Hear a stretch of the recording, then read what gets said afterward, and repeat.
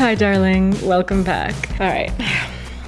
True or false? You've probably said to yourself or to someone else, I can't meditate. Well, today we're going to talk about why that is a lie and why pretty much anyone can meditate.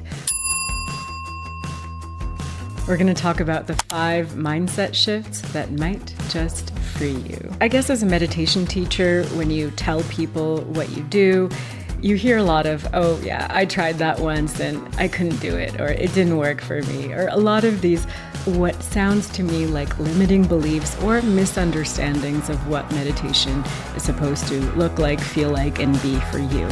So today I really wanted to dismantle some of these limiting beliefs, some of these limited definitions, and some of these mindsets that might hold us back in our meditation practice or in our spiritual practice as a whole, whatever the practices within that might be.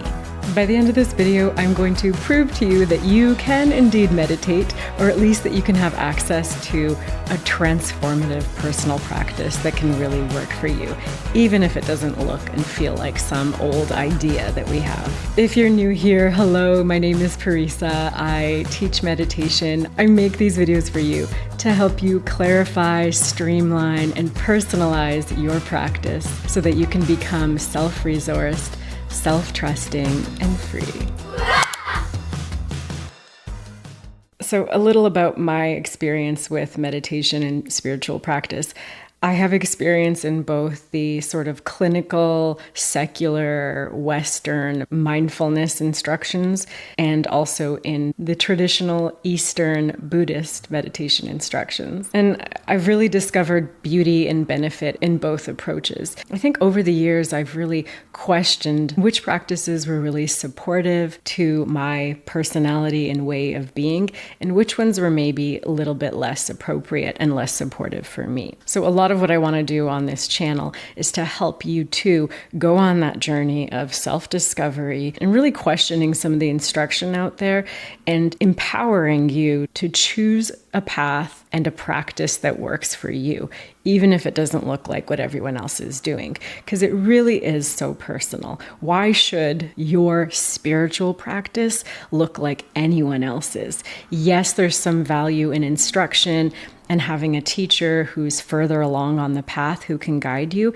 But I believe a really good teacher will help you come home to yourself and learn about yourself, discover about yourself, so that you can tap into yourself and your inner wisdom as the greatest resources that you have. Personally, my ideas about meditation have really evolved a lot over the years. One thing to know about me is that I can be extremely disciplined. I have a lot of perfectionism and a lot of control in this. And so I almost really enjoyed some of the meditation instruction that was very serious and disciplined and rigid and really challenging. I kind of tend to like the challenge, and I like to maybe prove to myself or others that I can do something really, really hard. And I remember I would come home from retreat, and having had really deep experiences and insights and openings, and I would want to keep up my meditation practice. And I would be, back at home, back with family and friends, and I would be in these moments enjoying my time with family and friends. And it would be like, alarm goes off, it's time to meditate. And I would take myself away from this time with family and friends that I was enjoying, that I was really present for, because it was time to meditate. It's so silly for me to think about, the very reason that I was meditating was so that I would be able to be more present, be more open, to enjoy these moments more. And here I was tearing myself away from these moments because I had this rigid idea that I had to meditate for 1 hour every day. Now, again, if that works for you, I'm not saying an hour meditating on schedule and that kind of rigidity is not good. For some people, it could be just the thing that you need. But for me, it was the opposite of what I needed. I had too much of that. So what I needed to balance myself out, especially out of retreat and coming back into regular life, what I needed to reach a sense of balance was really softening that rigidity. And I guess we do that, right? Like, that's such a normal thing that we do. We sort of swing to one side side, the pendulum swings to one side, and then we swing back, and eventually we find some place in the center that feels a little bit more balanced and moderate. So the point is, over the years, my ideas of meditation have evolved. My own practice has certainly evolved. And as I've learned more and gotten to know myself better and gotten to know more practices, and also questioned which practices were working well for me and why, I've discovered a lot. And I guess basically my ideas of what a personal practice or a spiritual practice can look like has expanded. And it's honestly been really liberating and freeing. And so I want to share that with you. One of my biggest learnings is that one size does not fit all. And traditional meditation or traditional spiritual practice that was designed by a certain subsect of the culture, usually the dominant culture, Western dominant culture, Eastern dominant culture, usually a patriarchal system, does not necessarily fit everyone. I made a whole video on the influence of the patriarchy and dominant culture on our spiritual practice. So if you're interested, go check it out. Okay, I'm going to start the list. So here are the I think they're going to be five limiting beliefs that hold us back and the mindset shifts that can set us free. Okay, number 1. I physically can't bring myself to meditate. So a lot of times when I hear I can't meditate, it's like I just can't bring myself to do it. I do hear it all the time. And what this says to me in a lot of cases is that the nervous system is so dysregulated that actually sitting in meditation or maybe another practice that you know that you do usually get benefit out of, the body just can't do it. The body is too activated to even do that practice. So this is a really good place where it is not a good idea to push, not a good idea to force ourselves to do something that really doesn't feel right in the body. This is a really good place to check in with yourself. What does your nervous system need to feel soothed and some relative sense of calm before you can even move on? So for some people, yes, meditation might be a soothing practice, but for some people and some days, sitting in a really dysregulated, intense state is not a good idea. So you might know this about yourself, that dumping out all your thoughts in writing, I just made a video about that. I'm not sure if I've posted it, but yeah, dumping out all of your thoughts in writing can really help to clear the body mind so that you can potentially do meditation or another practice. You might know that you need to go for a long walk, and that'll really help clear things out. You might know that you need to talk to a friend to really shake and move the body. You might know that you need to do a breathing practice or exercise to really get that energy out of the body. So the first thing I would say is, yes, you can meditate, but first there's something else to do. Okay, number 2, I'm not a good meditator because meditation is supposed to be peaceful. It's supposed to feel good. It's supposed to at least make me feel better.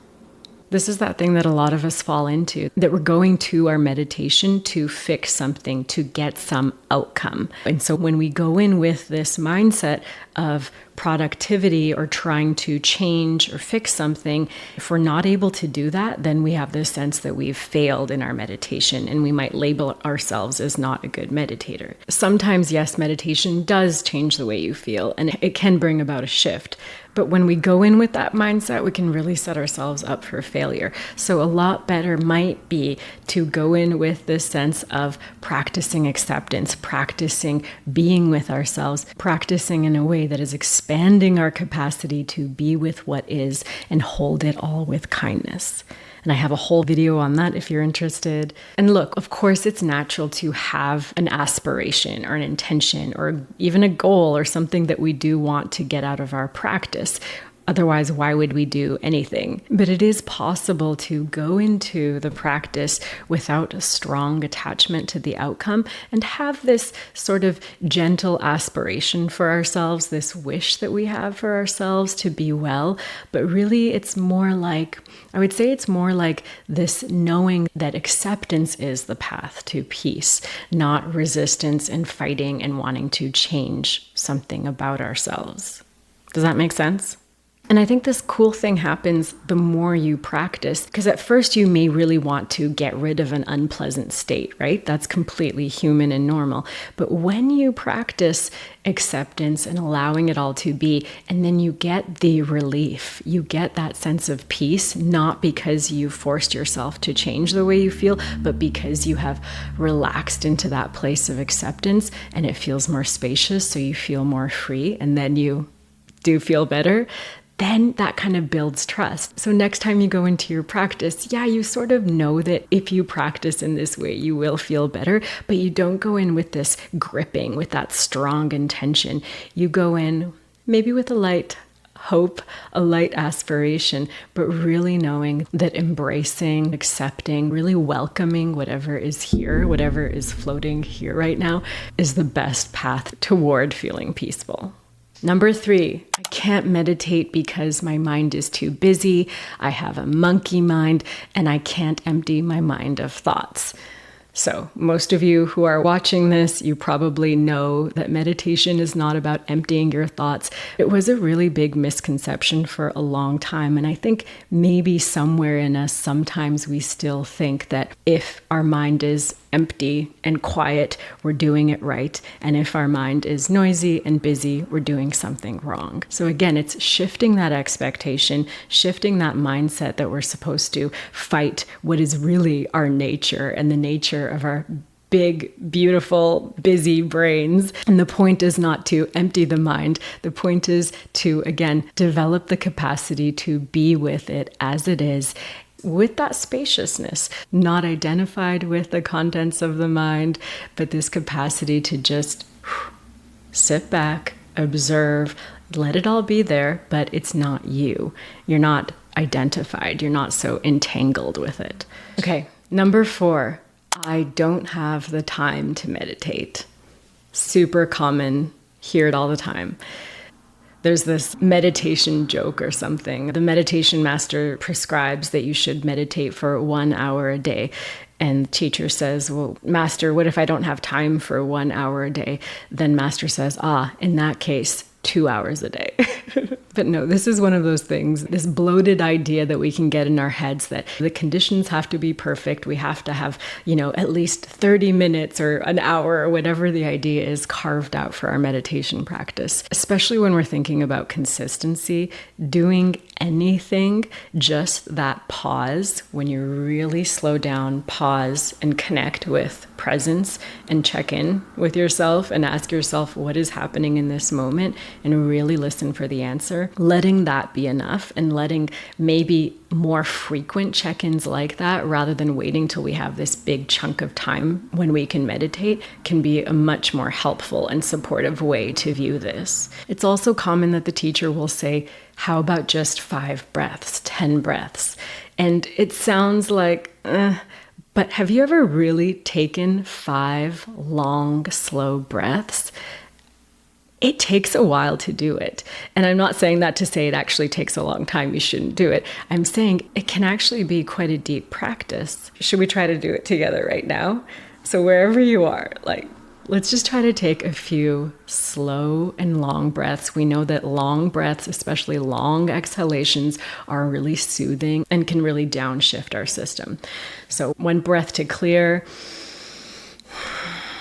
And if we breathe in at your own pace, but with an intention for the breath to be long and slow, so at least a count of 4 or 5.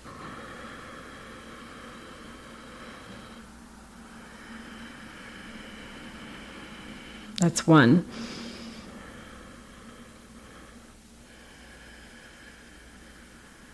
I'm slowing down a bit, but that's 2.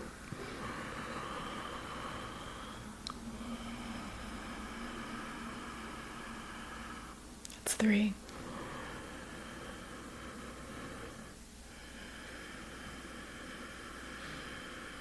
And last one.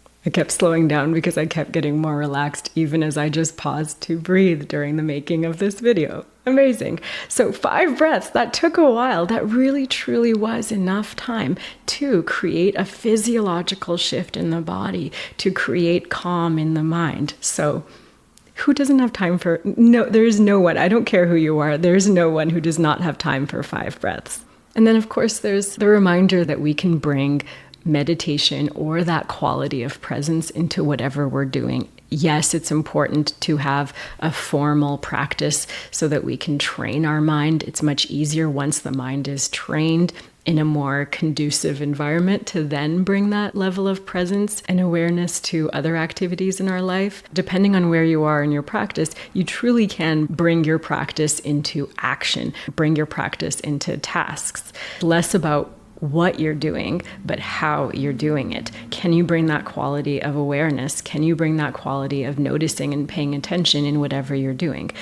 One thing that I like to do with a little game that I like to play with myself, if I truly feel like I could use a little moment to connect and recenter myself, but I'm like running out the door, I'm doing something, is whatever the next task is that I'm about to do. And that might be pulling on my boots or putting my jacket on or kind of putting things into a bag if I'm busy and in motion. I'll imagine that this next task, whatever it is I'm doing, let's say I'm doing my shoelaces on my shoes, this next task is the last task I will ever do in my life. Not to get morbid, but, and so all of a sudden there's this sense of, this is it. How can I be here fully for this moment? How can I be connected to my senses? How can I feel the texture of the shoelaces and the leather, whatever the materials are? How can I notice the way the light hits the material and the texture and the color and the shape of things? All of a sudden, you're really there for that moment of your life.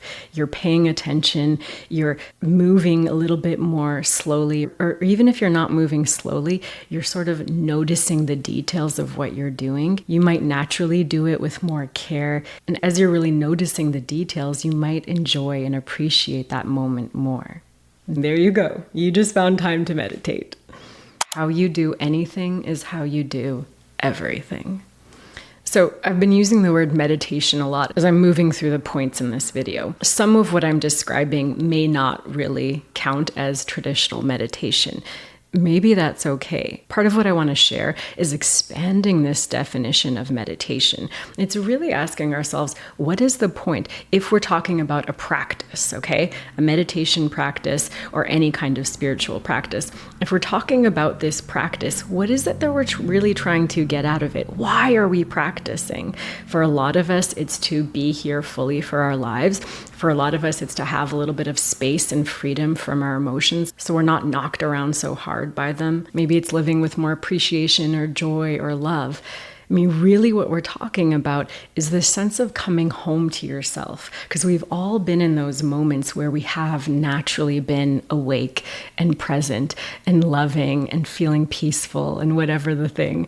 So to me, that's a better description of what I want my practice to do for me, is I want my practice to be a pathway home to myself.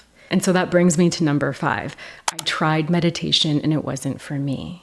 Here's when we can really expand our idea of what our practice might look like and how we might create a personal toolkit for us and how those tools might really support us in the sense of coming home to ourselves, in the sense of coming back to presence. So for you, sitting in meditation in something that looks and feels more like a traditional meditation might just be one of the tools in that toolkit. I think it's so important to curate our own toolkit, our own practices that really works for ourselves. So really being flexible about our ideas.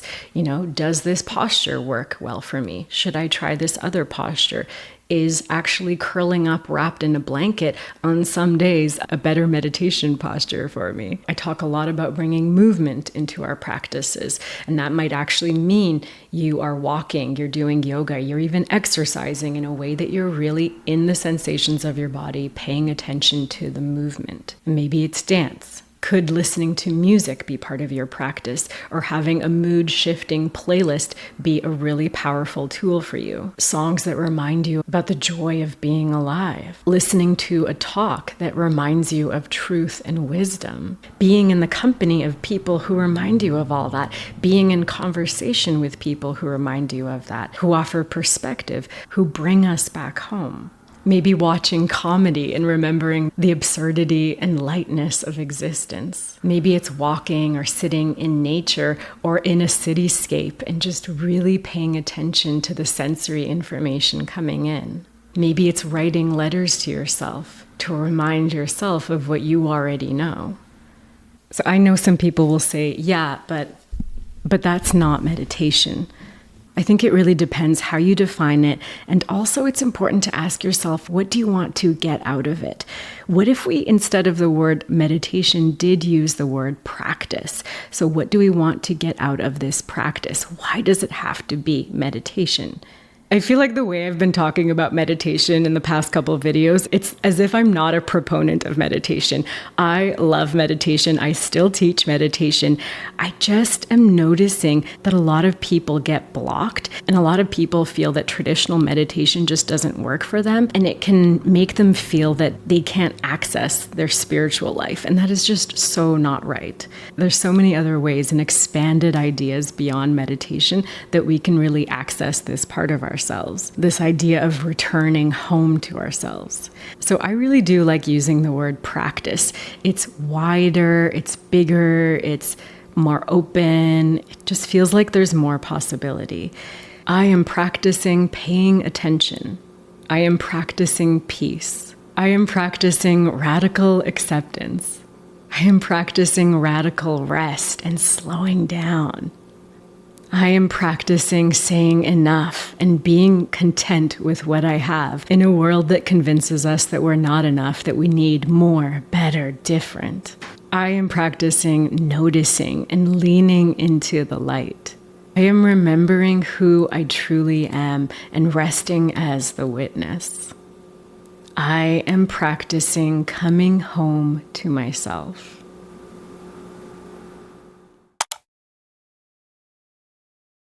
And I'm going to add a bonus number 6 here, which is I can't remember how in the moments I need it most. And I do hear this a lot too. And I feel this a lot, even with having a personal toolkit with all of my most essential practices that I know work for me. And some days I almost need a cheat sheet. I almost need this reminder to kind of orient myself. Okay, what is it that I need again? What is it that helps me? And so whether it's a cheat sheet or a map, these things have been really helpful for me to find my way back when I do inevitably drift away and get lost. If you're interested in seeing a simplified version of the map that I use, I'll leave a link in the description and you can check that out. And so it really comes down to discovering what works for you, growing in your self-knowledge, asking yourself the right questions, and being able to guide yourself. So this means knowing what you need, knowing how to meet your own needs so that you can soothe yourself before you can open up to presence and the wider, higher truths.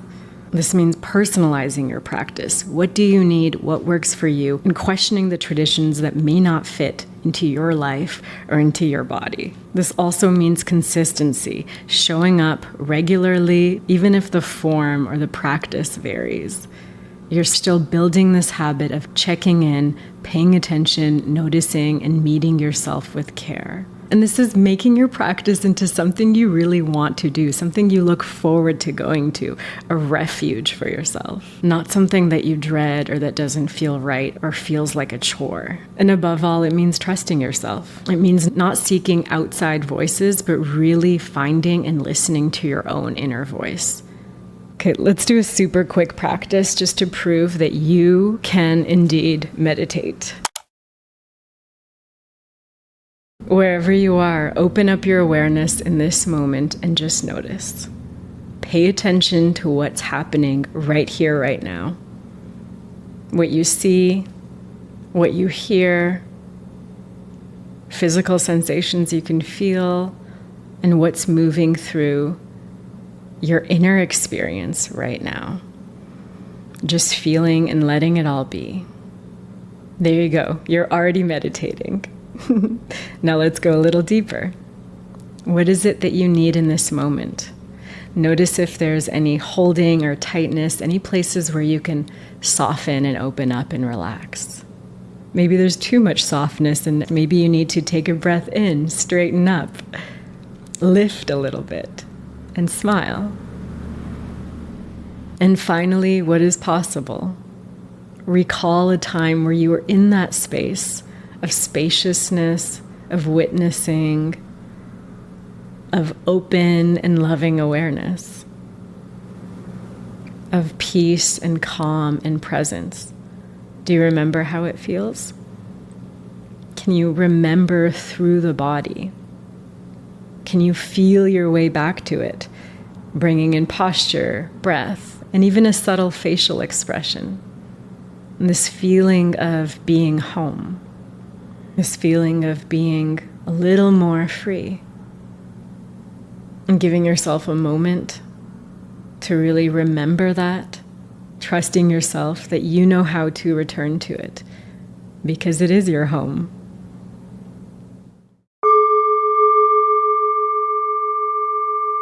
Thank you for being here, friend. I love you. I'll see you next time.